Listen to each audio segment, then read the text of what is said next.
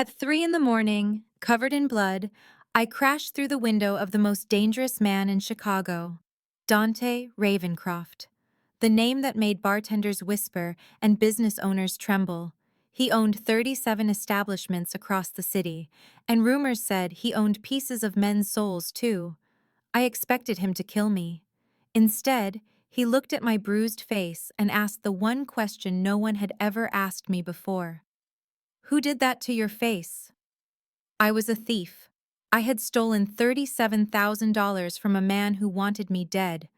I had nowhere to run, nowhere to hide, and I had just destroyed a $15,000 window belonging to Chicago's most feared crime boss. But here's the thing about that night. The monster everyone warned me about became my salvation. And the violence that nearly killed me led me straight into the arms of a love I never knew existed. This story will remind you that sometimes your darkest moment becomes the doorway to your greatest blessing. That protection can wear a dangerous face, and that love often arrives exactly when you've stopped believing in it. If you believe in second chances and unexpected love, make sure to subscribe and hit the notification bell so you never miss another story. Leave a comment telling me, have you ever found safety in an unexpected place? And if this story touches your heart, share it with someone who needs hope today. Now let me tell you how it all began. The sound of shattered glass crunched beneath my boots like broken jewels, every piece reflecting the orange glow of the streetlights that poured through the bar's entrance. The edges of my vision were blurry, and the coppery taste of blood filled my mouth as I staggered past the window I had just broken. I was inside Dante's nightcap, the most exclusive spot in Chicago's South Loop, surrounded by polished dark wood and leather seats that likely cost more than my rent for an entire year. I should not have been there. I knew this with the same certainty that I knew my ribs were cracked, if not completely broken. But Marcus and his crew were still searching the streets outside, and this was the only building for blocks that still had a light on in a back office at 3 in the morning. My left eye was beginning to swell shut. My knuckles were split open from a fight I barely escaped, and a steady stream of blood dripped from a cut above my eyebrow onto the perfect hardwood floors. You have 5 seconds to explain why you just shattered a $15,000 imported Italian window before I put a bullet in your head. The voice emerged from the shadows by the bar, smooth like good whiskey, but twice as deadly. I turned toward the sound, my hands coming up on instinct despite the sharp pain shooting through my ribs. That was when he walked into the light, and all the air left my lungs. Dante Ravencroft. In Chicago, every bartender, bouncer, and server knew his name, speaking it with a mix of respect and absolute fear. He was the owner of 37 places all over the city, from small dive bars to exclusive rooftop lounges, and the stories said he owned pieces of men's souls as well. I had poured drinks at 3 different bars before I ended up at Murphy's Pub in Pilsen, and every one of my bosses had given me the same warning. Never get on the wrong side of Dante Ravencroft. Never find yourself in his debt. And for the love of God, never, ever try to steal from Dante Ravencroft. He was taller than I had imagined, maybe 6'3", with broad shoulders that strained the fabric of his white dress shirt. The top 3 buttons were undone, showing a hint of olive skin and the black ink of a tattoo. His sleeves were pushed up to his elbows, revealing strong forearms covered with more art. Dark hair hung just over his forehead, and his eyes, my God, his eyes were the color of dark espresso, deep and unreadable as they swept over me with a predator's focus. Those eyes narrowed as they settled on my face, and an emotion I could not identify flashed in them for a split second. I asked you a question, he said, but his voice had changed, losing its lethal edge and becoming something else. He moved from behind the bar with a smooth, confident grace, and I saw the gun tucked into his waistband at his lower back, and the Rolex on his wrist that caught the dim light. Who did that to your face? Not why are you here, or how dare you break into my place? Who did that to your face? The question hit me with more force than the punch from Marcus an hour earlier. I am sorry about the window, I said, tasting fresh blood as I spoke. I will pay for it. I just needed some place to. The room began to spin, and I reached for the closest booth to steady myself. I needed to hide. Dante crossed the space between us in 3 long steps, catching my arm before I could fall. His touch was surprisingly soft, completely contradicting the deadly weapon I knew he was carrying. This close, I could smell his cologne, an expensive and woodsy scent that made me want to lean into him, even as every survival instinct I had screamed that this man was a threat. "Sit," he ordered, guiding me to a leather stool at the bar. "Do not move." He vanished into a back room, and I debated making a run for it. I should run, but my legs were shaking, the adrenaline finally giving out now that I had stopped. And really, where would I go? Marcus knew every secret gym, every hidden fight club in the city. For 3 years, he had been my trainer, teaching me every move I knew, and now he wanted me gone because I had taken money from him. Except I had not really taken it. I had borrowed it, skimming small amounts from the betting pools over 6 months. I was careful, exact, taking just enough to keep my mother's treatments going after her insurance denied the experimental therapy that was actually saving her life. I had intended to pay it all back, and had already started putting money back from my last 5 wins. But someone must have talked, or Marcus finally decided to check his records. And tonight, he had backed me into a corner in the locker room at Sal's gym with 3 of his heavy-set associates. I managed to fight my way out. Years of training mixed with desperation is a potent combination, but not before I took some serious hits. A split lip, a developing black eye, the cut over my eyebrow that would not stop bleeding, and ribs that made each breath feel like I was breathing in shards of glass. I had run for 6 blocks through Chicago's South Loop at 3 in the morning, with Marcus and his men screaming for my blood like a pack of wolves on the hunt. Dante came back holding a first aid kit that seemed far too complete for a regular bar. He placed it on the counter next to me with a bottle of high-end whiskey. He poured 2 fingers' worth into a crystal glass and offered it to me. "Drink. It will help with the pain." I took the glass, our fingers brushing for a second, and downed the whiskey in one go. The liquid burned down my throat, and a warmth spread through my chest, temporarily dulling the ache in my ribs. Dante watched me with those intense dark eyes, then took a clean bar towel and poured whiskey directly on it. "This is going to sting," he said, moving to stand directly in front of me, between my knees. "But that cut has to be cleaned before it gets infected." He pressed the alcohol-drenched towel to my eyebrow, and I hissed through my teeth, my fingers digging into the edge of the bar. Dante's other hand came up to cup the side of my face, his thumb stroking my cheekbone, holding me still with a startling tenderness. "Who did that to your face?" Each word was spoken with precision, and I realized he was furious. Not at me, but at whoever was responsible for my injuries. "Why do you care?" I asked, meeting his eyes. "You do not even know who I am. I just broke your window and bled on your expensive floors." "I know you are Sailor Thorne," he said, carefully dabbing at the wound. 28 years old, a bartender at Murphy's in Pilsen, although Connor told me you put in your notice last week. You are a fighter on the underground circuit, with a decent record of maybe 30 wins in 3 years. You are left-handed, but can deliver a wicked right hook when needed. And you have been skimming funds from Marcus Donovan's betting pools to pay for your mother's cancer treatment at Northwestern Memorial. The blood rushed from my face. He knew.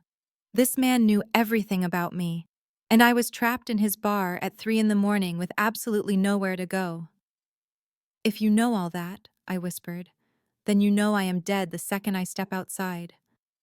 Marcus does not forgive, and he certainly does not forget.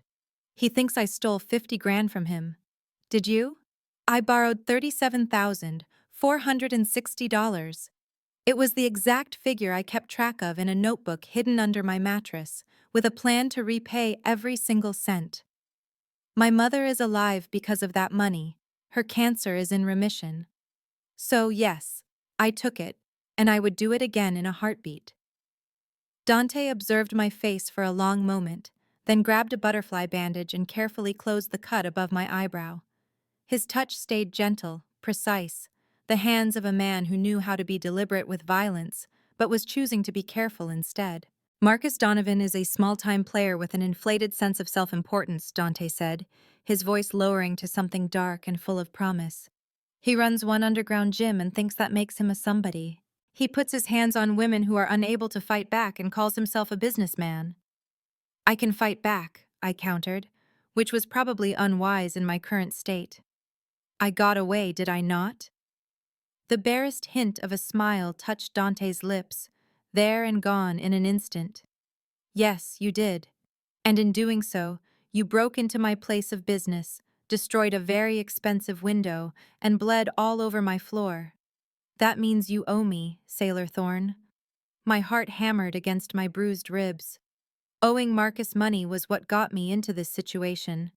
I could not begin to imagine what a debt to a man like Dante Ravencraftoft would entail.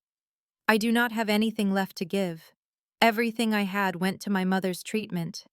I am not interested in your money. He finished with the butterfly bandage and then began to examine my split knuckles, turning my hands over with that same surprising gentleness. These need to be cleaned too. You are going to have scars.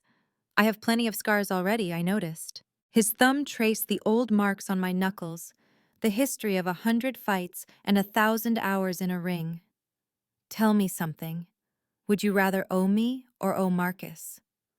The question hung in the space between us, heavy with meanings that I was too exhausted and in too much pain to fully understand. Outside, I heard voices, men calling out as they searched. Marcus and his crew were still hunting for me. Dante heard them as well. His jaw clenched, and when he looked at me again, his expression held something predatory. It was a look that made me understand exactly why people whispered his name in fear. Stay here, he commanded. Behind the bar, get on the floor, and do not make a sound, regardless of what you hear. Understood? I slid from the bar stool and crouched behind the polished mahogany as Dante walked toward the broken window. He moved with the confidence of a man who had never once doubted his own power, who never had a reason to. I watched through the spaces on the bar shelves as he stood in the doorway, his body silhouetted by the streetlights. Gentlemen, his voice carried clearly in the night air, smooth and dangerous. I believe you are searching for something that belongs to me now. I suggest you keep walking. That girl came in here. Marcus's voice was gravelly from years of cigarettes and shouting. We tracked her blood. Give her to us, and we will leave. The only thing I will give you, Dante's voice cut through the air. Then I recognized the sharp click of a hammer being pulled back on a gun. Is one warning. You have 10 seconds to get off my street before I remove you from it for good. After that, I will start making calls, and by morning, every fight club in Chicago will hear how you treat women as part of your business. There was only silence, then the sound of shoes on pavement, moving away, as Marcus's voice echoed back. This is a mistake, Ravencraftoft. She took from me. 9. Dante's count was cold and absolute. 8. 7. The footsteps grew faster, disappearing into the night. Dante remained in the doorway for a full minute more, then finally secured his firearm and stepped back inside the bar. He saw me still huddled on the floor, my whole body trembling as the wave of adrenaline finally crashed. You can come out, he said softly. They are gone. They will not return. I rose on shaky legs, my hand clutching the bar to stay upright. Why did you help me? You have no idea who I am. You just said that I owe you. Dante walked toward me. This time, as his hand touched my cheek, his fingers traced the line of my jaw, guiding my chin upward until our eyes met. The softness in his touch was laced with a clear possessiveness. Someone harmed what belongs to me, he murmured, his voice low and dangerous. That is something I will never allow. I do not belong to you, I whispered, though my own body betrayed me, leaning into the security he provided, fully aware he was likely the most dangerous person there. Not yet, he conceded, his thumb brushing with agonizing care over my split lip. But you will, Sailor Thorne. When I am finished keeping you safe, When I have hunted every man who dared to lay a hand on you, you will know exactly what it means to be Dante Ravencroft. His words should have sent a chill of fear through me. Instead, standing there bleeding and battered in his establishment at 3 in the morning, his hands framing my face as if I were something precious and not the fighter who had just shattered his property, I felt nothing but relief. Perhaps safety, I considered, appears in the most unexpected forms. Dante guided me through the bar to his office in the back, his hand resting on the small of my back, a warm pressure through my blood-soaked shirt. The office was precisely as I had imagined. It had leather chairs, dark wood paneling, and walls lined with expensive liquor I did not recognize, along with a huge desk covered in orderly stacks of currency. He was counting his earnings at 3 in the morning, I understood. That explained why the lights were on. Sit. He indicated the leather sofa before locking the office door after we entered. I have to look at your ribs. I am okay, I insisted, but my own voice sounded frail and unconvincing. Each breath felt as though hot blades were piercing my side. Dante just lifted an eyebrow, walked to a cabinet, and retrieved a medical kit that looked professional enough for a hospital. I have seen enough fights to tell the difference between fine and fractured ribs. Lift your shirt or take it off. It is your decision. My face grew warm despite the situation. This night was already the strangest of my entire life. The very last thing I need is you. If a man had broken into my bar bleeding, I would be checking his wounds in the same manner, Dante stated plainly. I do not permit people to expire on my premises.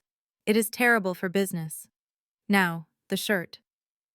My hands trembled as I pulled off my tank top, wincing as the motion strained my injured side. I had on a sports bra, at least, but I had never felt so utterly exposed as I did in that moment, sitting in Dante Ravencroft's office, half-dressed and defenseless, as he examined me with a detached, clinical gaze. He knelt before me, his hands held just over my skin. I am going to apply light pressure to each rib. Let me know if the pain becomes sharp.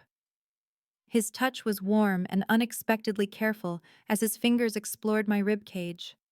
I bit down on my lip, forcing back a cry when he reached the injured spot on my left side. Cracked. Maybe broken, he concluded, grabbing an elastic bandage. I will wrap them, but you are going to need x-rays. I know a doctor at Northwestern. He owes me quite a few favors. I will arrange for him to see us at his private clinic in an hour. I cannot pay for a doctor, I said softly. All of my money was used for my mother's medical care. Dante's hands stopped wrapping the bandage. When he raised his head to look at me, a fierce light burned in his dark eyes. Did you hear me ask about money? I said he owes me. That means you pay nothing for this, except for letting me help you. Why are you doing this for me? The question escaped before I could hold it back. You could have just let Marcus have me. You could have reported me to the police for smashing your window. Instead, you are bandaging my ribs and arranging for me to see a doctor. I just do not get it. Dante finished tying off the bandage, his hands resting on my skin for a moment longer than was required. When I was 16, my sister Lucia broke into a restaurant kitchen at 2 in the morning. She was escaping her boyfriend, who thought hurting women proved he was a man. The chef discovered her there, bleeding and terrified, but instead of calling authorities, he hid her in the cold storage and called my father. He stood up, took a clean shirt from a closet, and offered it to me. It was his, and it was enormous on me, but it carried the scent of his cologne and was far cleaner than my own bloody top. My father ensured that boyfriend vanished, Dante went on, his tone becoming cold and final, and he taught me some lines are never meant to be crossed. Harming women is one of those lines. To leave a woman to bleed out over concerns about money or image is something else entirely. You have the same spirit as Lucia, the same fire, the same desperation. You would both rather shatter a window and deal with the fallout than let some monster break you.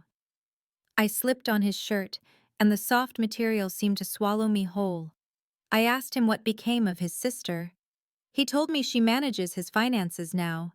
She married a stockbroker, has 3 children, and her accounting skills can bring a grown man to his knees. A true smile appeared on his lips, which changed his face from dangerous to absolutely devastating. She is safe because someone stepped in when she was at her lowest. Now, I am stepping in for you. I reminded him that he owed me, as I pulled my damp hair free from the collar of his shirt. Nothing in this world is free, especially from a man like you. Men like me? Dante walked over to his desk and leaned against it, crossing his arms. In the dim office light, he looked exactly like the Mafia boss people whispered about. He was powerful, dangerous, and completely in control. What do you believe you know about men like me, sailor? I know you control half the bars in Chicago. I know that people are utterly terrified of you. I know that you likely have connections that could make a person like me vanish completely. I held his gaze, refusing to look away, even as fear twisted inside my stomach. And I know that powerful men always expect something in return. Smart girl. He pushed himself off the desk and approached me with the grace of a predator. Yes, I want something.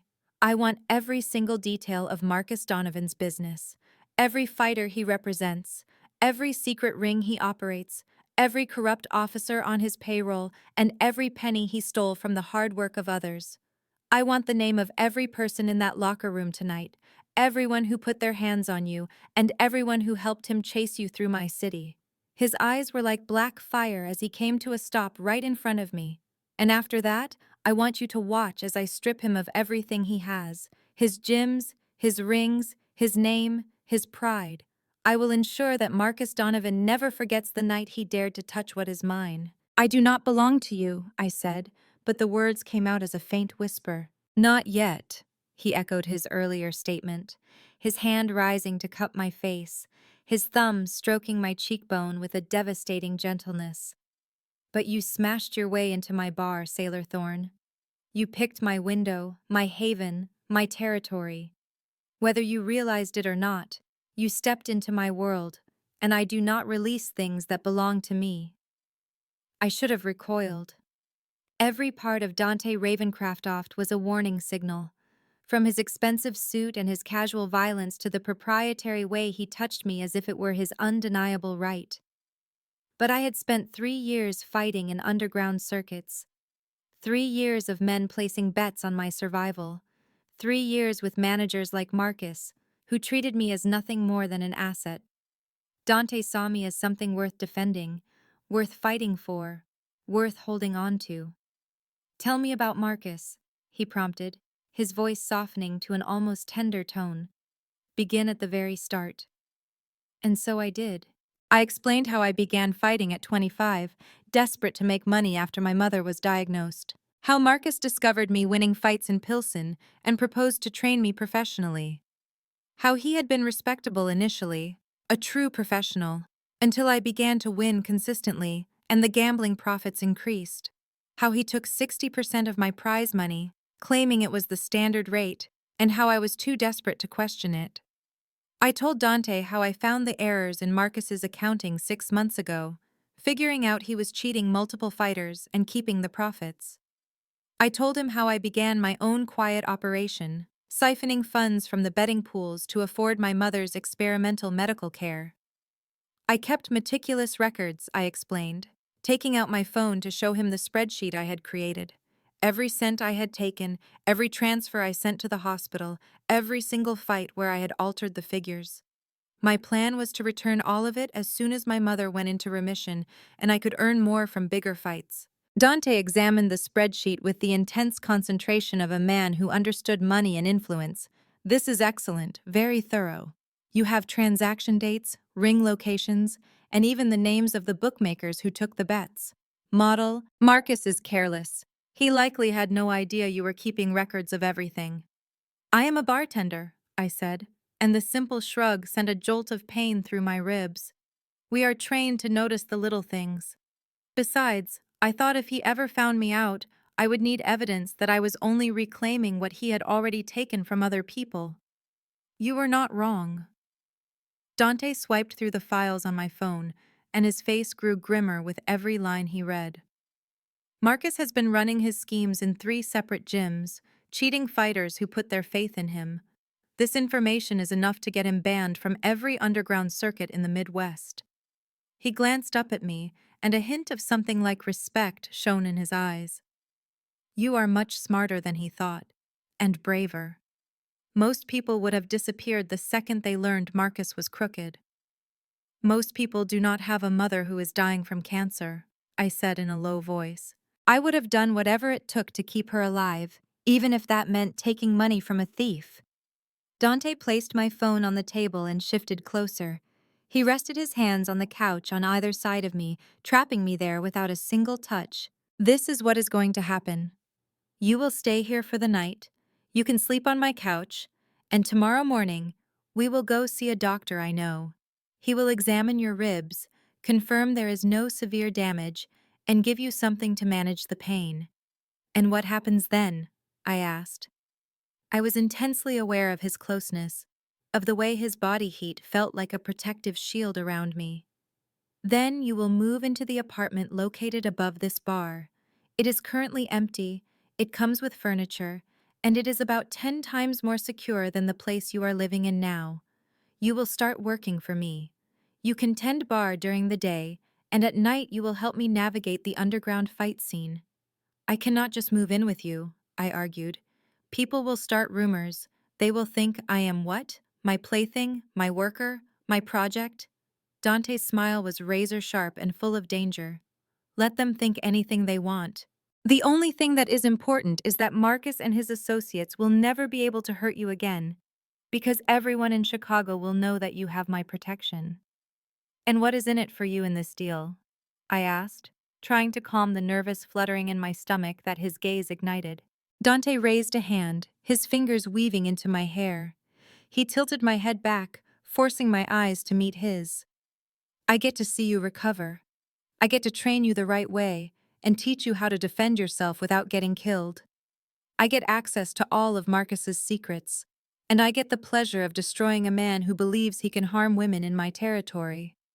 His thumb gently grazed my lower lip, and I felt the sensation through my entire body. And in time, when you are ready, when you finally realize that I am not like the men who have hurt you, I will have all of you. No more hiding, no more fighting by yourself, no more choosing between your own well-being and your mother's. You will be mine, sailor, and I will make certain the whole city learns what happens to anyone who touches what belongs to me. That is completely crazy, I whispered. You have no idea who I am. I know what matters. I know you would rather break glass than break a promise. I know you would fight 3 grown men before you would ever surrender.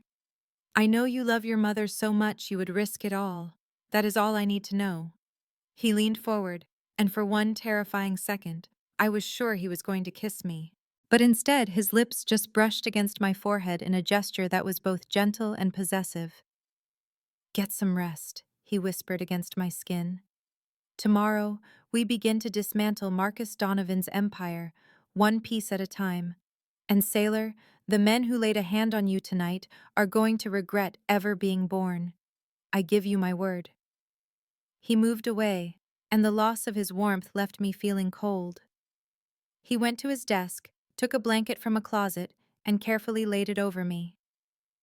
Sleep. I will be in here all night working. You are safe now. I had no reason to believe him.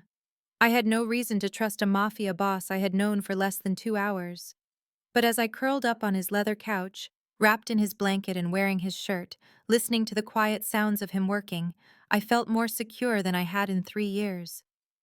Maybe Dante Ravencraftoft was a dangerous man. Maybe he was possessive and controlling and everything I should have run from. But he had looked at my bruised face and asked, who did this to me? He had bandaged my ribs with gentle hands and offered me safety without demanding anything I was not prepared to give. For the first time since my mother got sick, I was not in this fight alone. And that was worth any price Dante might ask for later. I drifted off to sleep listening to him count money and make calls. His voice was a deep rumble, promising violence to anyone who threatened his property. I would deal with the consequences of my choice tomorrow. Tonight, I just allowed myself to be safe. 3 days later, I was standing in the apartment above Dante's nightclub, looking at the place that was now somehow mine. The doctor confirmed I had 2 cracked ribs, but no other serious injuries. He taped me up properly and prescribed me powerful painkillers that actually did their job. Dante had sent movers to my studio apartment in Pilsen to pack up my life. Everything I owned fit into 6 small boxes, and they were delivered before I even had a chance to object. The apartment was incredible. It had exposed brick walls, huge windows from floor to ceiling that looked out over the South Loop, and a kitchen with appliances I had only ever seen in catalogs. The bedroom alone was bigger than my entire last apartment. It felt like it belonged to someone else. Someone who did not have to count every penny and fight in basements to afford food. The locks are biometric, Dante explained as he showed me the security system on the front door. It requires your fingerprint and a private code that only the two of us will know. The windows are made of bulletproof glass, and every room has a panic button that sends an alert straight to my phone. Bulletproof windows, I said aloud, trying to grasp the intense level of safety he had installed. That seems like a lot for a person who serves drinks. Dante turned completely toward me. In the afternoon sun pouring through those shatterproof windows, I saw him with perfect clarity. The strong angle of his jaw, a small scar just over his left eyebrow, and the way his shirt stretched tight across his shoulders. He had pushed up his sleeves, showing the intricate tattoos covering his forearms. They were Italian phrases I could not make out, woven with drawings of ravens and roses. You are no longer just a bartender, sailor. You are a person that Marcus Donovan wants gone, which means you require protection. And you are a person who works for me, so your well-being is a direct reflection of my reputation. He stepped closer, and I smelled that earthy cologne once more. And besides, I like my investments to stay in one piece. Is that what I am to you? An investment. You are whatever you need to be in order to let me help you. His hand rose, his fingers brushing down my arm, and I fought to suppress the goosebumps that rose in their wake. Fighter, bartender, investment, mine. The ownership in that final word should have set me on edge. But instead, I found myself relaxing into it, leaning toward him, pulled by a force I did not understand. Dante, I began, but he just shook his head. I have a meeting that starts in an hour. Make yourself comfortable. You need to take your pain pills and let your ribs heal. Tomorrow evening, your actual training begins. What actual training? His smile was cutting and full of danger. If you are going to be in my employment, you must understand how to fight the right way, not just with street tactics and moves from an illegal ring. I am going to teach you what it takes to survive in the world I live in. He was gone before I could say anything back, and I used the rest of the day to unpack the few things I owned and try to avoid thinking about what survival in his world really meant. The following night, Dante escorted me to a private gym concealed in the building's basement. It easily dwarfed any underground space I had ever trained in, featuring professional-grade equipment, immaculate floors, and functional lighting. There were no blood-spattered mats or broken machines in sight. Let me see what Marcus taught you, Dante instructed, resting against a wall with his arms folded. He was dressed in athletic clothing, black pants and a tight shirt that defined every muscle, making him look exactly like the predator I knew him to be.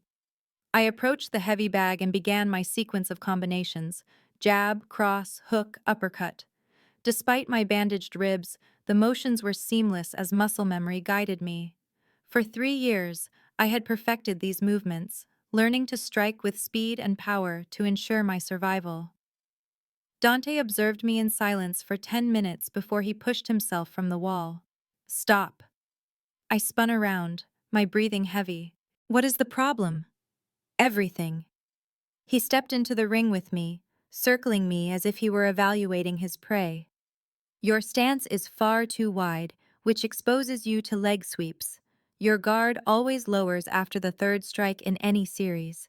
You signal your right hook when you drop your shoulder. And you are favoring your healthy side, so obviously that any observant person would know precisely where to strike to bring you down. A wave of heat washed over my cheeks. I have triumphed in 30 matches with that method against other amateurs in hidden rings, where the top prize is $3,000 and bragging rights. Dante stepped behind me, placing his hands on my hips to correct my posture. I am training you to face professionals, to fight against individuals who compete to win, not just to perform. His touch felt like an electric current, even through my clothes. I worked to concentrate on his words instead of the warmth of his body so close to mine. "Keep your feet closer," he whispered, his warm breath brushing against my ear.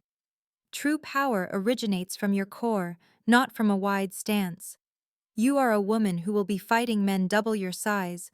You cannot depend on sheer strength. You must use speed, precision, and the advantage of surprise." He repositioned my arms to fix my guard. "Higher. Always shield your face. Marcus taught you how to brawl. I am teaching you how to be victorious." We dedicated 2 hours to drilling the fundamentals of stance, footwork, and defensive postures. Dante was unforgiving, pointing out every single error and forcing me to increase my speed despite the pain from my ribs. When we finished, I was completely soaked in sweat, and my pain medication was losing its effect, allowing agony to pulse from my left side. "That is enough," Dante stated, throwing a towel in my direction. "You are relying on those ribs too much. We will resume when you have recovered." "I am all right," I argued. But the simple act of standing straight was excruciating. Dante lifted an eyebrow, then moved with astonishing quickness, feinting a punch toward my injured area. I flinched hard, and he caught me just before I could collapse, his arms securing my waist. "You are not all right," he said softly, his voice holding an unusual tenderness. "Pushing yourself before you are ready will only aggravate the injury. I need you to be effective, sailor, not broken." "It sounds like you might actually be concerned," I remarked, intending it as a joke, but the words came out sounding vulnerable.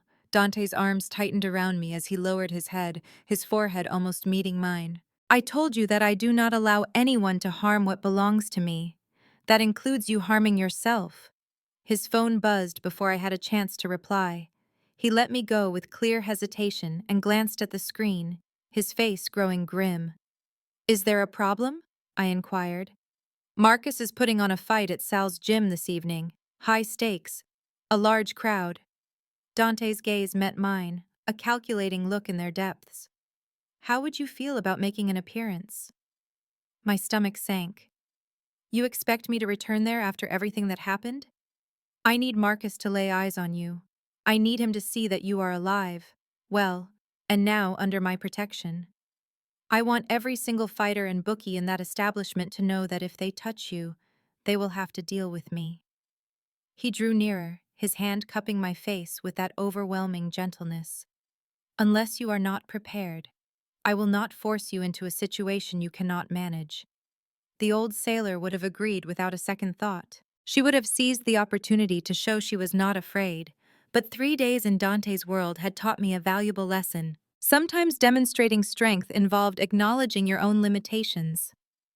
"My ribs are not yet healed," I stated. "To be honest, if trouble starts, I cannot properly defend myself." "You will not have to," he assured me. "That is my purpose here."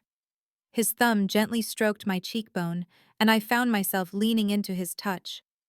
"All you need to do is stand next to me and look stunning. I will take care of the rest." "I do not do stunning," I countered. "I am about function and practicality." A slow, devastating smile spread across Dante's face. "Believe me, sailor, you do stunning perfectly."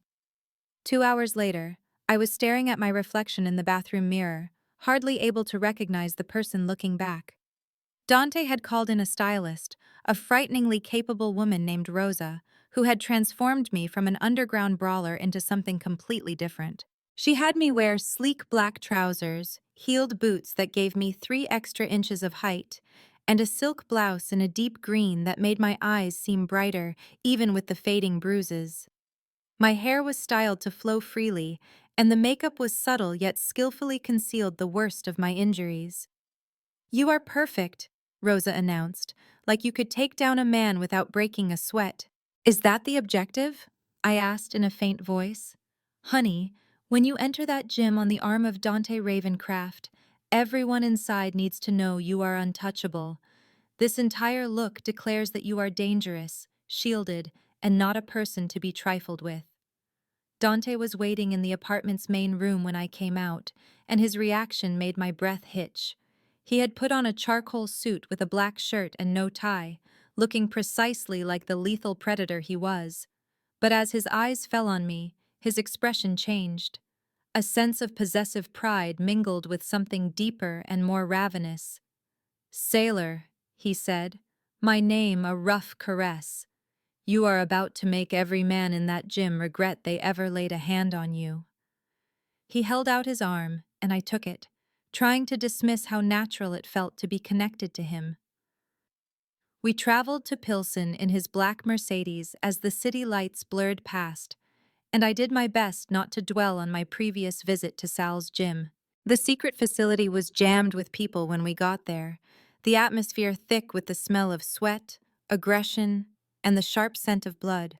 A match was in progress inside the ring, where two heavyweights were battering each other while the audience yelled and waved their betting slips. The instant we walked in, a hush spread through the room.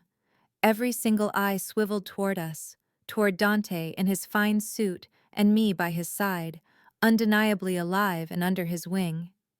I saw Marcus right away. He was standing close to the ring, his face turning ashen as he saw me. His three henchmen, the same ones who had trapped me in the locker room, tensed up, their hands inching toward weapons they likely were not supposed to have. Dante's hand came to rest on the small of my back, a warm and steadying presence as he steered me through the mass of people. The crowd parted for us like the sea, no one daring to stand between Dante Ravencraft and his destination. We came to a stop directly in front of Marcus. This close, I could see the terror in his gaze and smell his nervous sweat despite the cool air in the gym. "Marcus," Dante's voice was clear over the din of the fight. "I trust you remember my employee." Marcus's gaze darted between the two of us. "She took money from me. She accepted a loan of money you had already taken from others." Dante's voice was calm, almost pleasant, but with an underlying edge of steel. "I have gone over her records, which are very meticulous. I am certain the boxing commission would find them quite compelling." Marcus's complexion shifted from white to a deep red. "You cannot threaten me inside my own establishment." "This is not a threat." Dante smiled, and it was among the most menacing expressions I had ever witnessed. "This is a piece of information. As of this evening, every illegal ring in Chicago is aware that Sailor Thorne is under my care. If she sustains so much as a minor scrape, I will consider you the cause. And Marcus, I do not make people vanish into rivers. I make them wish they could." He addressed the crowd, his voice rising. "Does anyone here have an objection concerning Miss Thorne? Does anyone wish to claim whatever reward Marcus may have offered? This is your moment to speak." There was silence. A complete, terrified silence. "Good." Dante's hand wrapped around my waist, pulling me to his side in an act that was both a claim and a promise of safety. "I am glad we are all clear on this. And one more thing, Marcus. Take this as your official warning. You have 60 days to vacate every gym you run in Chicago. After that period, your licenses, your permits, and all of your backdoor deals will become my problem to eliminate permanently." We started to walk away, but Marcus's voice made us pause. "You are not allowed to do this. I have influence. I have—" Dante turned around slowly, and his expression sent a shiver through me. "You have nothing that I cannot seize. Remember that." We exited Sal's gym with his hand in mine, while the crowd silently cleared a path for us. I did not look behind me. I did not need to see Marcus's face to know that we had won. Inside the car, my hands were trembling. A mixture of adrenaline, relief, and fear surged through my veins. "Are you okay?" Dante asked, his hand gently covering mine. "You just vowed to tear down a man's entire business because of me," I said in a low voice. "That is not—" I am not accustomed to being protected in that way. Get accustomed to it. He lifted my hand to his mouth, placing a gentle kiss on my scraped knuckles. You belong to me now, sailor. This means your opponents are now my opponents. Your battles are now my battles, and any person who believes they can harm you will discover precisely what that entails. His declaration should have terrified me. It should have sent me running. But as we traveled through the Chicago streets while he held my hand in his, I felt completely safe. 2 weeks after the incident at Sal's gym, I was handling the afternoon shift at Dante's nightcap when the front door swung open and a woman I did not recognize walked inside. She was stunning. In her early 30s, dressed in designer labels, carrying a purse that likely cost more than my earnings over 3 months, and she had the same intense dark eyes as Dante. You have to be sailor, she stated, sliding onto a bar stool with effortless elegance. I am Lucia, Dante's sister. My hands stopped moving on the glass I was cleaning. This was the sister he had talked about, the one who had escaped into a restaurant kitchen to get away from a violent boyfriend. The woman whose past shaped Dante's decision when he discovered me bleeding in his establishment. He mentions you, I replied, placing the glass on the counter and extending my hand to her. It is a pleasure to finally meet you. Lucia's grip was strong and professional. My brother has been uncharacteristically distracted these past few weeks. I had to see the woman who was the cause of it. She requested a gin and tonic, and I prepared it just as I would for any patron, trying to hide the trembling in my hands. Lucia Ravencraftoft was not merely Dante's sister. She managed his finances, acted as his advisor, and was, from what I could tell, one of the very few people whose judgment he truly trusted. He came to your aid, Lucia commented after a small sip. Just as someone once came to my aid. It is the reason he brought you into this place. He gave you his protection. I am aware. I rested against the bar, looking directly at her. He told me the story of what you went through. He explained how that experience made him promise to never ignore a woman in need of help. Did he tell you what became of the man who hurt me? I shook my head, and Lucia's smile was razor sharp. My father arranged for him to be beaten so severely he was in the hospital for 6 months. After his release, they ensured he departed from Chicago and never returned. Our family does not pardon those who harm women. She ran a finger along the edge of her glass, deep in thought. But Dante is not our father. He is worse, far more disciplined, more strategic, and immeasurably more dangerous when someone crosses a boundary he has set. So, I came here to ask you a question, Sailor Thorn. Do you grasp what you have become a part of? Do you realize what it signifies to be protected by my brother? I am figuring it out, I answered truthfully. Each day I understand more about your brother's world. And what is it that you have figured out? I reflected on the last 2 weeks, on the training sessions where Dante taught me proper fighting techniques while his hands would rest on my waist for a moment too long. I thought about the quiet meals in the apartment over the bar, where we discussed everything but the palpable energy between us. I thought about how he would look at me as if I were something both valuable and perilous. I have figured out that your brother is completely different from Marcus or any other man who has tried to own me. He is possessive, certainly, and so protective it can be suffocating. But he has not once made me feel diminished. He views me as a warrior, not merely a person to be shielded. Lucia observed me for a long time, and then she smiled. Good. A different response, and I would have been forced to tell you to stay away from my brother. The right response means I am the one who gets to tell you the reality of Dante Ravencraftoft.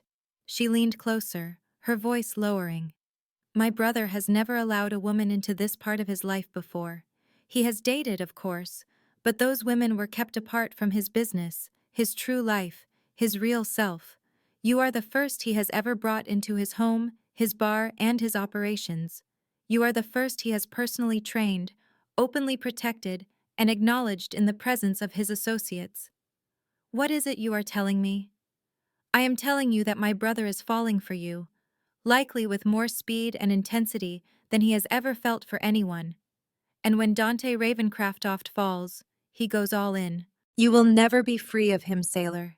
He will be demanding and possessive, and he will require a loyalty that borders on fixation, but he will offer you the very same in return. You will never feel alone, never feel unsafe, and never be without his protection again. My heart was pounding against my newly healed ribs. That is an incredible amount of pressure. Yes, it certainly is. That is the reason I am here. To ensure you comprehend what you are agreeing to. Because when you are completely his, when you accept all that it implies, there is no turning back. Dante is not a casual man. He does not engage in temporary arrangements. When he claims something, he holds on to it for all time. The door to the bar creaked open and Dante entered, stopping abruptly when he saw the two of us. Lucia, I was not aware you were coming by. I wanted to meet your new bartender, Lucia replied casually, finishing her cocktail. She prepares a superb gin and tonic. You ought to give her a pay increase. She rose, gave her brother a kiss on the cheek, and then faced me. It was wonderful to meet you, sailor. I am positive we will be seeing each other again very soon. Maybe at Sunday dinner. Dante never skipped Sunday dinner with the family. She was gone before I could form a reply. Dante walked over to the bar, his gaze studying my expression. What did she tell you? She wanted to be certain I knew what I was getting into by being with you. I held his gaze without flinching. That you do not do casual or temporary relationships. That when you decide something is yours, you keep it for good. She was not wrong. Dante reached over the bar top, his fingers lacing with my own. I said it to you that very first night. You belong to me, sailor. That fact has not changed. If anything, the feeling has only intensified with each day you have been here. Dante, I began, but he just shook his head. I realize this is happening quickly. I realize you are still recovering, still trying to decide if I am someone you can trust. But there is something I need you to know. He came around the bar, trapping me gently against the shelves of high-end liquor. I have devoted 15 years to creating my empire. I have businesses all over Chicago, I have contacts in every neighborhood, and I have earned the respect of men twice my age. But absolutely none of it prepared me for the moment I found you bleeding in my bar. His hands came up to cup my face, and I could feel the tightly controlled power in his touch. You appeared in my world at 3 in the morning, injured and defiant, and so unbelievably courageous that I could not turn away. And in all the days since, you have shown that you are precisely the kind of woman I never realized I was missing. I am just a fighter who got in too deep, I whispered. No. His thumb gently stroked my bottom lip, a gesture that was surprisingly tender. You are a woman who would steal from a criminal to rescue her mother. A woman who would fight off 3 trained men before she would ever surrender. A woman who would shatter my window and stare down my gun before letting another person break her spirit. That is not simply a fighter, sailor. That is an extraordinary person. He leaned closer until his forehead rested against mine, and I felt his warm breath on my lips. Tell me that you feel this too. Tell me that I am not the only one feeling this. I should have stepped back. I should have kept a professional space between us. I should have remembered that men like Dante Ravencroft were a danger to women like me. But I was exhausted from running. I was done fighting by myself. I was done denying the electric current that passed between us every single time he was near. You are not alone in this, I confessed, my hands rising to press against his chest. I felt his heart thumping, a quick and solid rhythm beneath my touch. I do not know what this is, or where we are headed, but I know you are not alone. With that, Dante's restraint broke. His mouth crashed down on mine, a kiss that was claiming, possessive, and shatteringly perfect. I returned it with the same raw force. All the months of feeling lost, afraid, and desperate flowed into that single connection. His fingers wove into my hair, tilting my head back to take the kiss deeper. I arched against him, needing to be closer, needing more. When we finally pulled away, we were both breathing heavily. Dante pressed his forehead to mine once more. Mine, he breathed out. It was a statement, not a question. Yours, I confirmed, feeling a sense of rightness settle deep inside me. The bar door opened, and the spell was broken. Dante stepped back without missing a beat, his professional face sliding back on, but his hand stayed at my waist, a firm, protective claim. One of his men walked in, a man I knew as Anthony, who ran security for some of Dante's other places. His face was a careful mask as he absorbed the report. "Boss, we have a problem at the warehouse. Marcus is threatening a lawsuit and has an attorney from downtown representing him." Dante's expression became glacial. "Marcus can retain every lawyer in the city. I possess records of each illegal match, every skimmed profit, and all the off-the-books payments he has made over the last 5 years. If he wants this to be legal, we will make it legal." He shifted his attention to me, his hand gently cupping my cheek. "I must go handle this. You will stay here, complete your shift, and do not exit this building without a security detail. Is that clear?" "Understood." I grabbed his hand just before he turned to leave. "Be safe." The hardness in his eyes softened. He cleared his throat. "Always. I have something worth coming back for now." He departed with Anthony, and for the rest of my shift, I could only think about that kiss, about his admission, about the look in his eyes that made me feel like I was the only thing that mattered in his world. That night, as I lay in bed in the apartment over the bar, my phone vibrated. A message from Dante. "I cannot sleep. Thinking of you." I stared at the screen for a long time before I wrote back. "Same." His response was immediate. "Come downstairs. I want to show you something." I threw on sweatpants and a tank top, walking barefoot down the private stairs that linked my apartment to Dante's office. The bar was shut down, the lights low, and he was waiting for me in the main area with a bottle of wine and 2 glasses. "I thought you had warehouse matters to attend to," I remarked, accepting the glass he extended. "Attended to."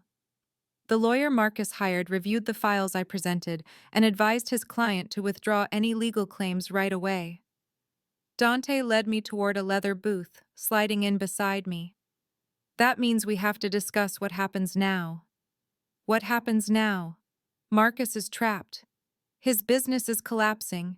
His fighters are finding other gyms, and his entire reputation is in ruins. A cornered animal is the most dangerous kind, sailor. He is going to try something desperate, and I must be certain you are protected. I have security, I have the apartment, I have you." I took a sip of the wine, feeling the rich liquid warm my throat. "What additional protection do I require?" Dante's hand came to rest on my thigh, its warmth penetrating the sweatpants. "I want you to stop working at the bar during the day. You will remain in the apartment. You can train with me in the evenings, and I will manage all the public-facing parts of the business until Marcus is dealt with for good."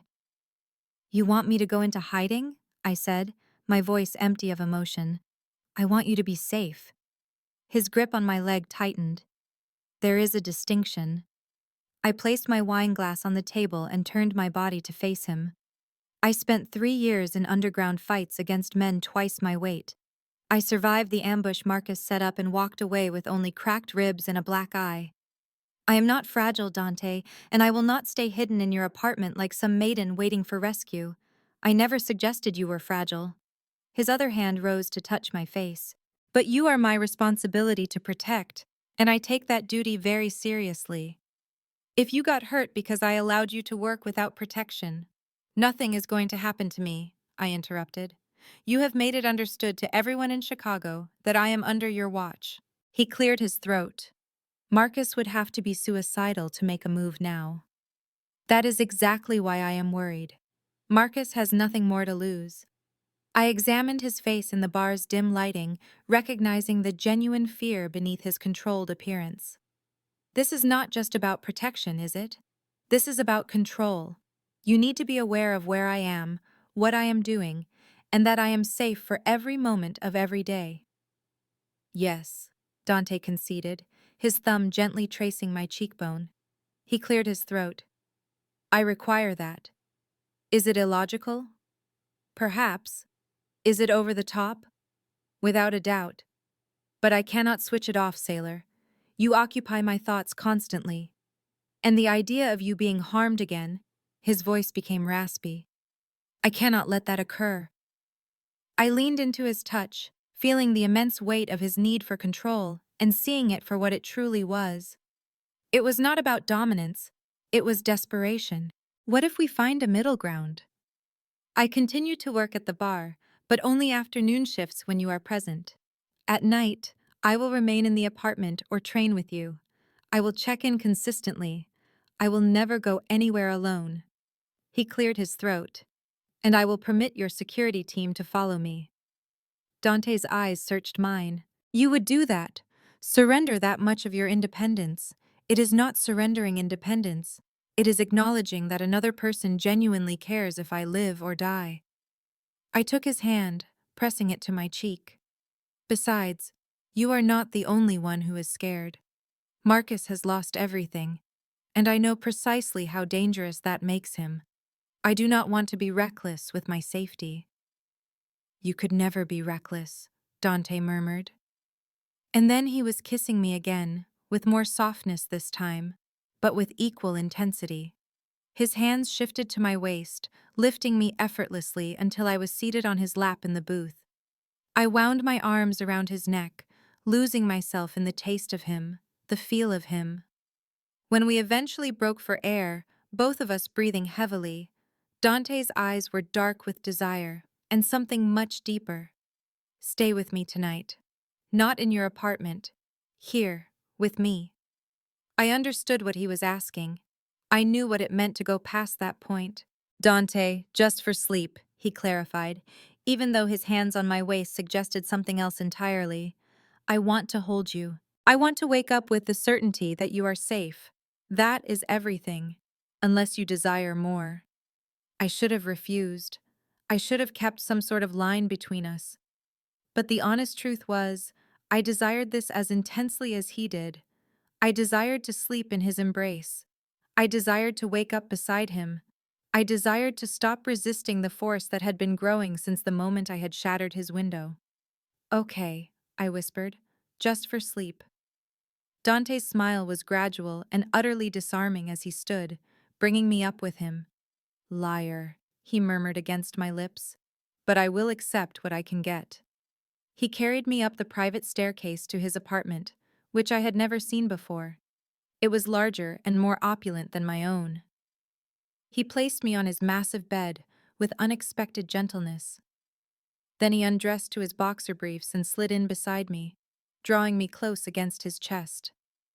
This is only sleeping, I protested faintly, acutely aware of the heat from his skin against mine. Of course, Dante replied, his hand slipping under my tank top to rest on my bare waist. Just sleeping, with my hand on your skin, in my bed, exactly where you belong. A laugh escaped me as I curled into him, feeling more secure and content than I had in years. You are impossible. I am yours, he corrected, placing a kiss on the crown of my head. Get some rest, sailor. Tomorrow we conclude what Marcus began. I fell asleep in Dante Ravencroft's arms, the sound of his heart beating steadily in my ear, feeling for the first time since my mother's diagnosis that perhaps things would turn out all right. I awakened to sunlight flooding through enormous windows, and Dante's arm resting heavily across my waist. At some point in the night, I had turned to face him, my head nestled against his bare chest, one leg thrown over his. He was still asleep, his typically sharp features softened, his dark hair falling across his forehead in a manner that made him look younger, less formidable. I seized the chance to study him without interruption. The strong angle of his jaw, the scar above his eyebrow I had seen before, the complex tattoos that adorned his arms and chest. This close, I could make out the Italian words more distinctly. La familia è tutto. Family is everything. You are staring, Dante mumbled, his voice gravelly with sleep, his eyes still closed. I admitted you were worth staring at, and my face immediately grew hot. He opened his eyes, deep and warm, as his hand secured itself on my waist. He told me to stay just like that. He wanted this moment before the day began and life became complicated again. So I remained still, allowing him to hold me. I could feel his heartbeat beneath my palm and tried to ignore how right it all felt. It would be so easy to fall for this man. He had shown me more kindness in 3 weeks than I had known in years.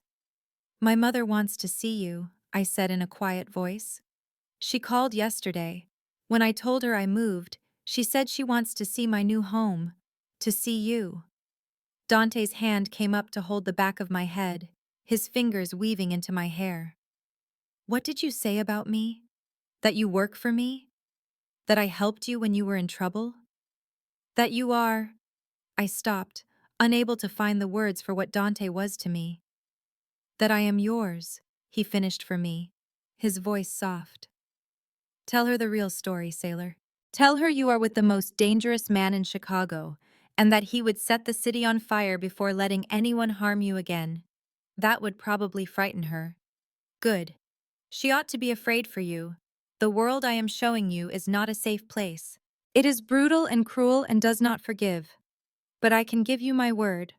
As long as you belong to me, you will not have to face it by yourself."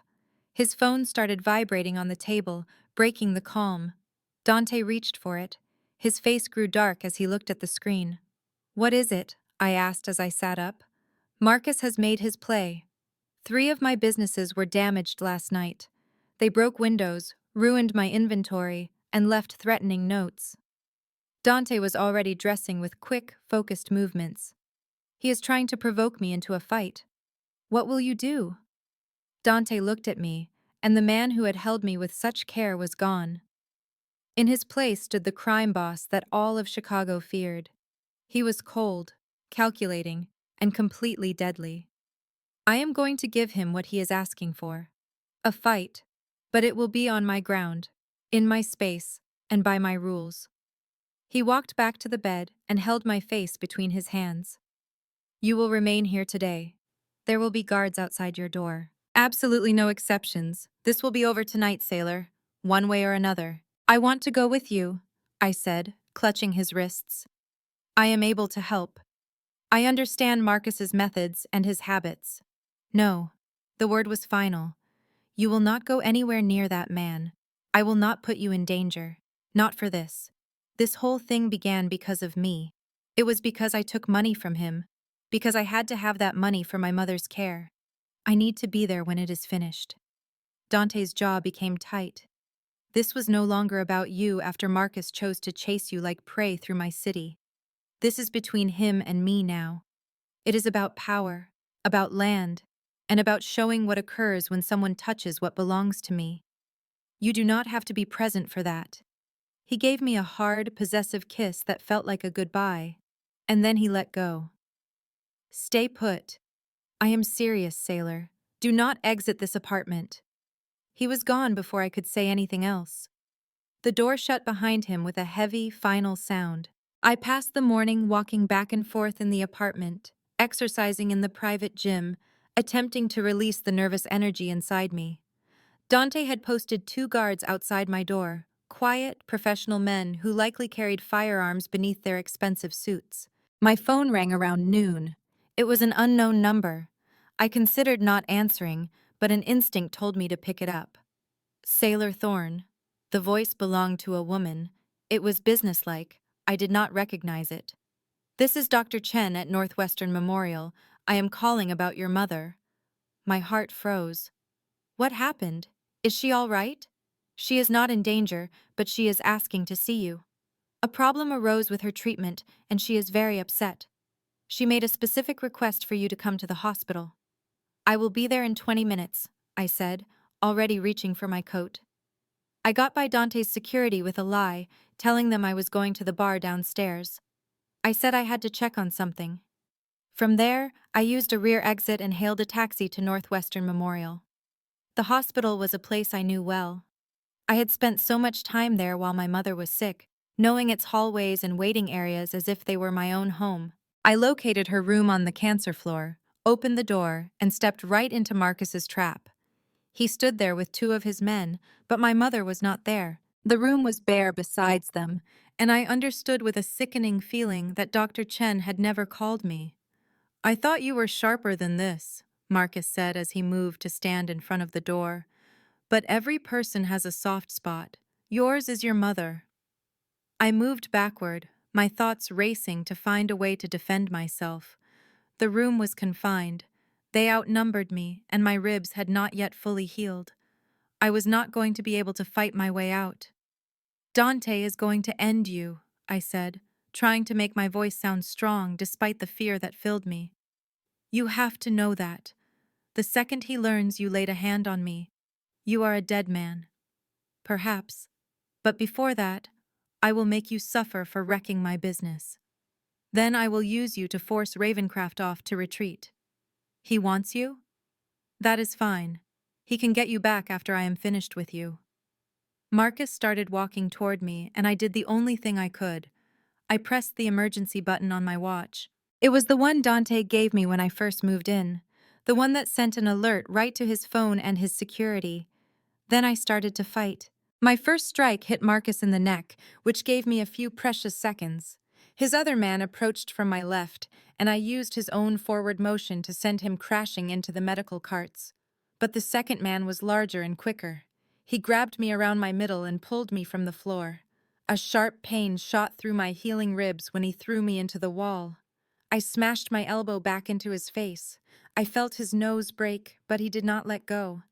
Marcus was getting to his feet, his face twisted with rage, and I knew with a dreadful certainty that I had no other options left. The door burst open. Dante entered like a storm, with 4 of his security men behind him. He saw me instantly, assessing the entire scene in a moment, and the expression on his face was the most frightening thing I had ever witnessed. "Let her go." Each word was filled with barely controlled anger. The man holding me paused, and that single moment of hesitation was everything Dante required.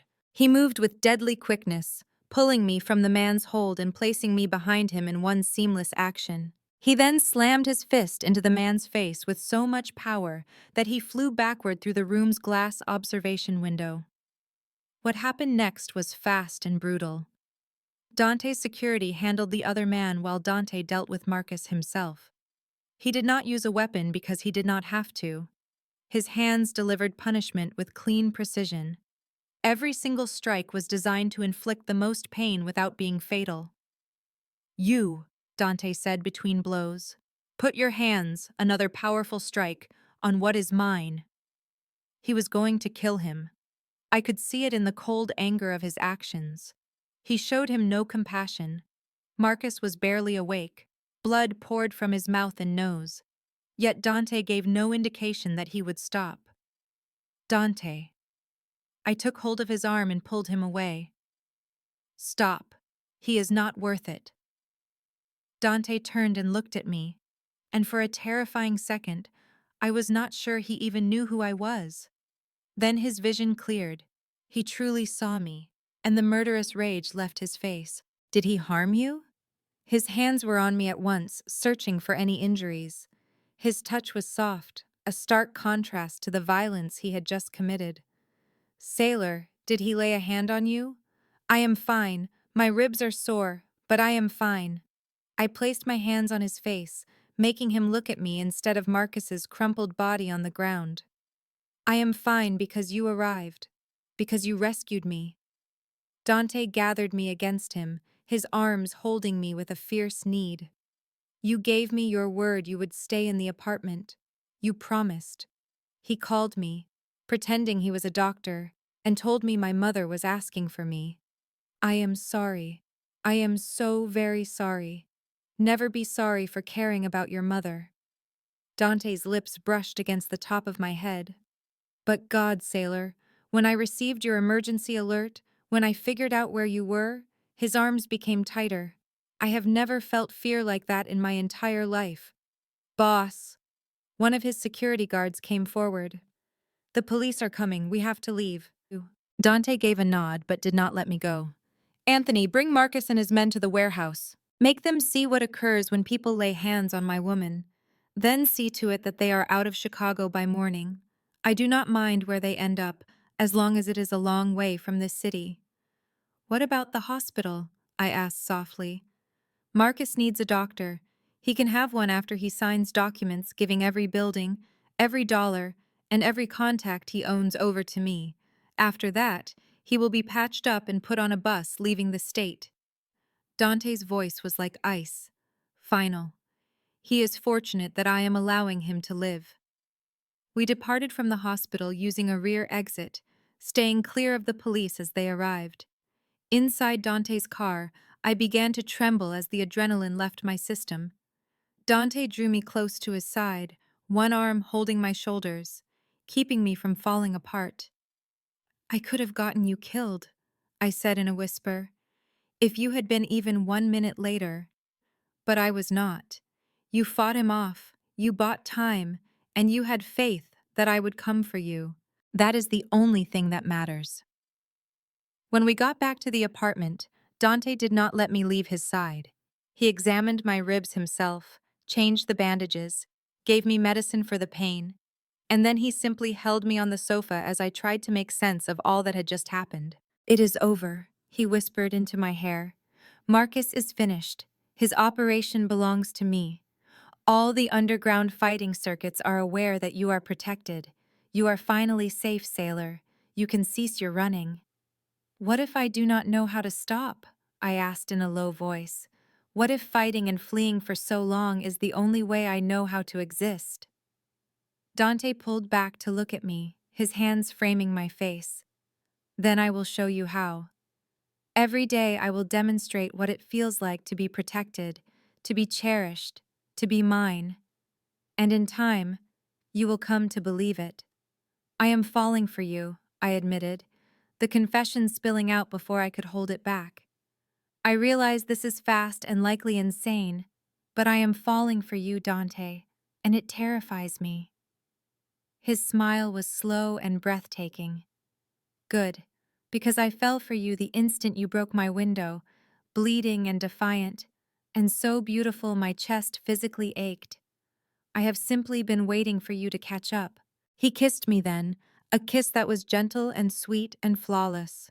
And I kissed him in return, channeling 3 weeks of terror and hope and desperate yearning into the connection between us. I love you, Dante whispered against my lips. I know this is too soon and probably far too intense. But I love you, Sailor Thorn, and I will dedicate the rest of my life to making sure you never question that. I should have been frightened by his declaration.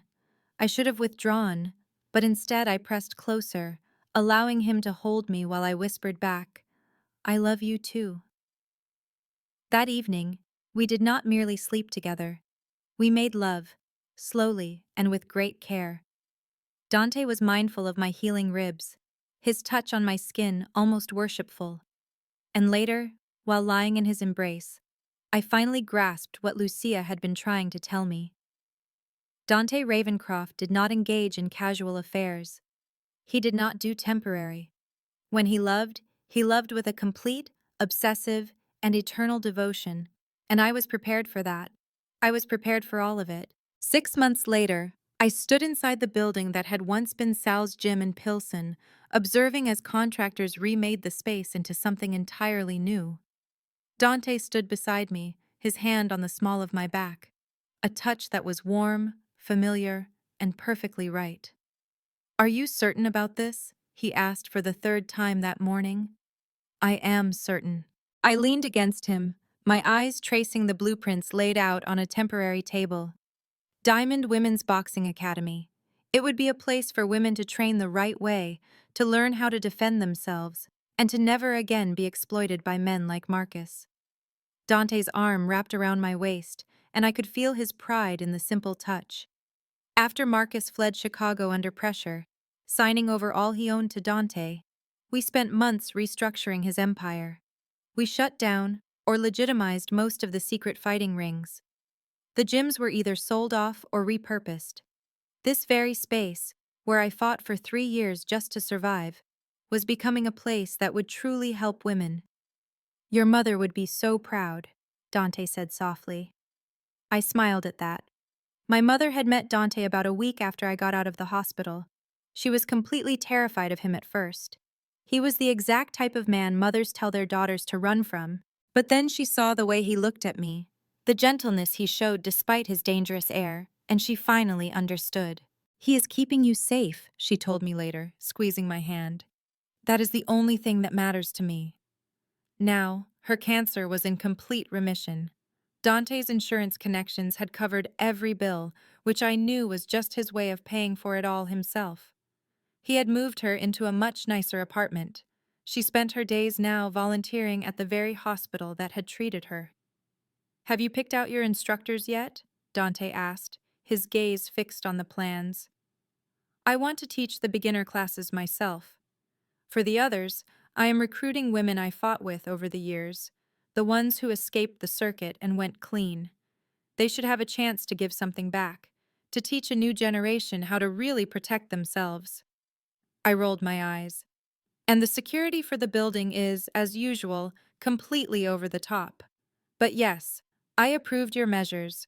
Guards on duty for evening classes, cameras in every common space, and panic buttons in each room. You will know I am safe every single second I am here." Dante turned me around to face him, his hands resting on my hips. In the 6 months since Marcus had been run out of Chicago, we had settled into a rhythm. I worked at his bar during the day, trained women privately in the afternoon, and spent my nights with him. His apartment had become my home, though he insisted on keeping my old place as a separate office where I could manage the academy's paperwork. "I cannot help myself," he said, gently moving a piece of hair from my face. "Keeping you safe is part of who I am now. And besides, you owe me something, do you not remember?" My hand drifted to my stomach. It was still flat, but that would change soon. "I remember. We had learned 2 weeks ago that I was pregnant. I was 12 weeks along, but we had not told a soul." The discovery had pushed Dante into a different level of protectiveness. It would have felt suffocating if it was not so clearly coming from a place of love. "Twins," he whispered, placing his hand over mine on my stomach. "2 babies. My doctor says it is common for families with your history. Your doctor also says I am in perfect health and can continue my normal life with a few changes." I stood on my toes to kiss him. "Which means you can stop trying to wrap me in bubble wrap." "I am making no promises," he said, but he kissed me back, a soft and sweet gesture. I felt him smile against my mouth. "You are carrying my children, sailor. I am allowed to be protective." "You are always protective." "True. But now I have a very good reason." Lucia appeared in the doorway then, holding coffee and looking exactly like the powerful businesswoman she was. "Are you two finished being so sickeningly cute? We have a contract negotiation in 20 minutes. "We are never finished being sickeningly cute," Dante answered. But he let me go and walked to the table where Lucia was laying out more papers. I watched them, brother and sister, talking business with the same sharp mind, and I was struck by how much my world had changed. 6 months before, I was bleeding and alone, smashing windows in the dark. Now I was about to open an academy, I was pregnant with twins, and I was in love with a man who had rearranged his entire life just to keep me from harm.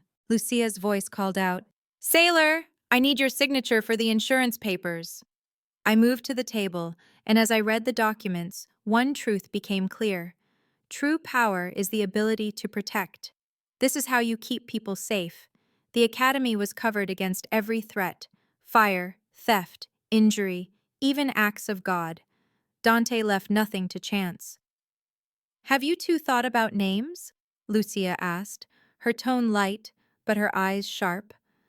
I shared a look with Dante, who just shrugged. "We planned on waiting to tell everyone." "Please," Lucia smiled. "I see how he looks at you. I knew you were pregnant before you did. Besides, I need to start my campaign to be the favorite aunt." I said, "If we have boys, I want to use Italian names to honor Dante's family. If we have girls, I want to name them after strong women I have known." "And if it is one of each?" Dante asked. "Then we compromise, just like we do with everything else." I leaned against him, feeling his warmth. He was a fortress, and I knew he would defend our family with the same fire he used to protect me. After the contractors left for the day, a deep exhaustion settled into my bones. My feet were sore and my back burned with a dull pain. Dante noticed right away. "Home," he stated, his tone final. "Feet up, dinner delivered, and an early night." "I am pregnant, not an invalid," I protested, but I let him guide me to the car without a real fight. "You are both," he said, opening my door with the care of someone handling priceless art. "And I love you for it." Later that night, curled in bed with his hand resting on my stomach, I thought about the path that brought me here. I remembered the desperate hunger that made me a thief. I remembered the violence that left me alone and bleeding at his door. I remembered the raw fear slowly giving way to trust, and the shock of finding safety in the last place I ever expected. "What are you thinking about?" Dante asked, his thumb tracing soft patterns on my skin. "That I had to break your window to find my home," I said quietly. "That the man everyone fears is the gentlest person I know. That you took the absolute worst night of my life and made it the beginning of everything good." Dante shifted, pushing himself up on one elbow to look down at me. The city lights cast a soft glow into the room, making his dark eyes seem both warm and endless. "I told you that very first night you were mine, and that feeling has never faded. It has only grown deeper with each day we have spent together." "I know," he said. "I can feel it too." I pointed to the space between us. Our connection was never what I thought my life would be, but it was exactly what I needed. You are what I needed. He leaned in and kissed me, a slow, profound, and perfect kiss, while his hand rested protectively on my belly, where our children were growing. "I love you," he murmured against my lips. "I love our babies, and I love this life we are creating. I swear to you, Sailor Thorn, I will dedicate my life to making sure you never regret shattering my window. There is nothing to regret. You rescued me, Dante. You saved me in every way a person can be saved." "We rescued each other," he corrected, pulling me in tighter. "You required a shield, and I required someone worth shielding. Someone who looked past my reputation and the danger to see the man inside. Someone with the courage to break my window and the strength to capture my heart." I drifted off to sleep in his embrace, feeling more secure and cherished than I ever believed was possible. The next morning, I woke to find Dante already awake. He was looking at me with that sharp focus I recognized as him planning our future, and I realized a deep truth. Love was never meant to be simple. It was not supposed to be easy or secure or predictable. Sometimes love arrives at 3 in the morning, wounded and in despair, crashing through your window. Sometimes it is dressed in expensive suits, carries weapons, and rules over empires. Sometimes it asks for your entire being, for your trust, your vulnerability, and the bravery to finally stand still. And if you are courageous enough to embrace it, that love changes your whole world. It turns training gyms into homes, threats into security, and terror into a sense of belonging. 8 months later, I was back in that academy. I was 7 months along with twins who never stopped moving, and I was teaching a class of 20 women the fundamentals of self-defense. Dante observed from the far side of the room. He had long since abandoned any pretense that he would not be watching over me for every moment of the pregnancy. When the class was over, he came to me with a bottle of water and a protein bar. "You have to eat. The babies need it." I told him the babies needed their father to calm down, but I accepted the food he brought. "We are okay, Dante. I am okay. My doctors told me I am the most robust pregnant woman they have had in a very long time. That is only because I make sure you get enough rest, eat the right things, and avoid pushing yourself too hard." He led me to a chair and then knelt down to untie my training shoes. "Your feet are swollen. My feet are in a constant state of swelling. I am 31 weeks pregnant with 2 babies. My entire body is swollen." I still allowed him to rub my feet, because even with his overwhelming watchfulness, Dante's concern was real and gentle, and it was everything I needed. The academy has its grand opening in 1 month, he said while rubbing my left foot. Are you positive you want to be there for it? The babies might arrive ahead of schedule. The academy will open on its planned date whether I am there or not, but I am determined to attend. This is my dream, Dante. It is our dream. I will not let swollen feet and an aching back make me miss it. He gazed up at me, and the deep love in his expression made me forget how to breathe. You are incredible. You realize most women would be at home, resting and preparing. Instead, you are right here, teaching women how to keep themselves safe and creating something that will change lives. I had the best teacher, I whispered, gently holding his face. You were the one who showed me that pain could be turned into a purpose. You taught me that protection is the answer to violence, and that the darkest nights can lay the groundwork for the most beautiful life. Dante rose to his feet, pulling me up into his arms. My round belly pressed into him, our babies kicking between us, and I could feel him smiling against my hair. I love you, he said softly. I love this family we have. I love the world we have created from broken glass and middle-of-the-night rescues. And I give you my word, sailor, our children will be raised knowing their mother is the strongest, most courageous, and most wonderful woman I have ever met. And their father, I added, is the man who looked at a stranger covered in blood and saw a person worth saving, worth protecting, and worth loving for the rest of his life. We stood together in the silent academy, holding on to each other, just two people who had found their way home when they least expected it. And when our twins were born 3 weeks later, one boy and one girl, both healthy and perfect and cherished beyond all reason, we named them Hope and Justice. We chose those names because that is what we had created together. Hope for a brighter tomorrow, and justice for every woman who had endured what I had. The whole thing started with a shattered window, a man who seemed dangerous, and the simple question, who hurt your face? I came to understand that the answer to that question was not nearly as important as everything that happened afterward. The safety, the affection, the process of transforming violence into something positive. Dante Ravencraft had asked me that question, and then he devoted the remainder of his life to making sure no one could ever harm me again.